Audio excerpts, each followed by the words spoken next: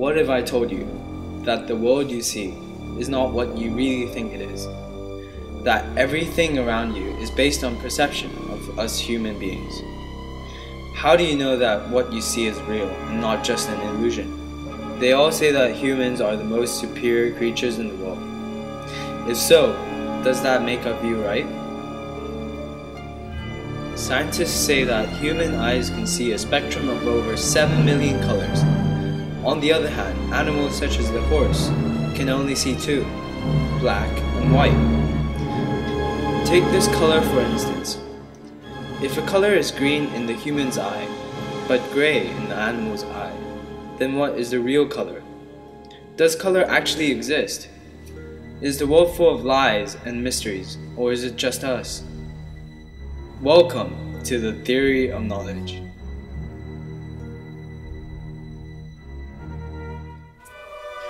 Joining us today is a professional high school teacher, Ric Faulkner, a veteran teacher who was awarded the head of TOK in one of Hong Kong's most prestigious schools, Island School.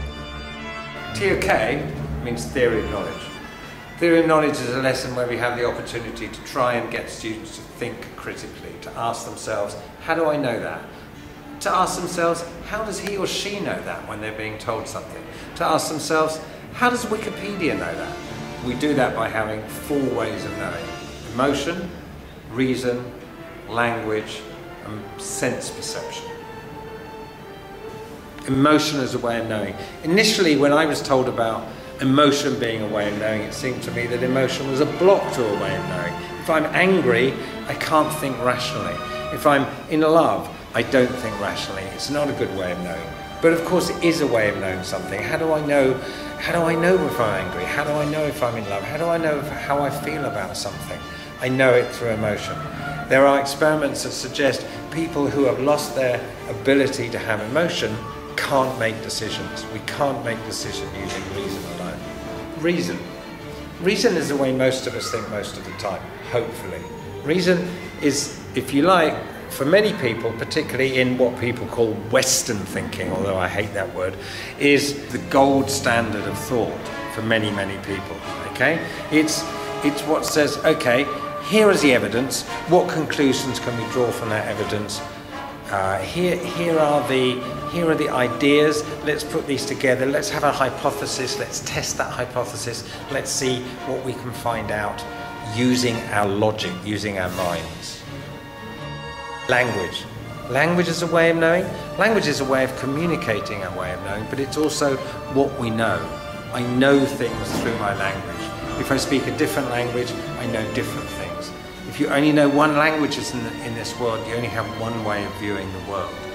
It's a good idea to know more than one language, because then we can see how the world is structured according to the language that we speak, to some extent.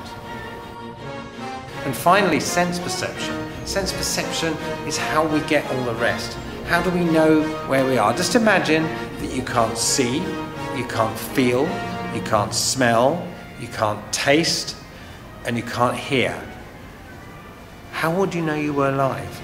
How would you know anything? You wouldn't. Sense perception gives us all the information that we start with, that we then apply our reason, apply our language, and apply our emotions to. What is it all about?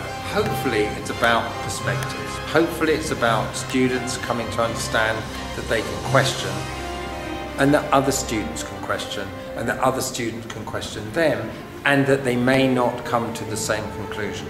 Using reason, we often do come to the same conclusion, and then using our emotion, we come to different ones. That's fine, as long as we are aware of why we believe what we believe, what we base it on, how important is it, and when we should question. It's also important to understand that everybody will take a different view, and that there aren't really right or wrong answers to most things.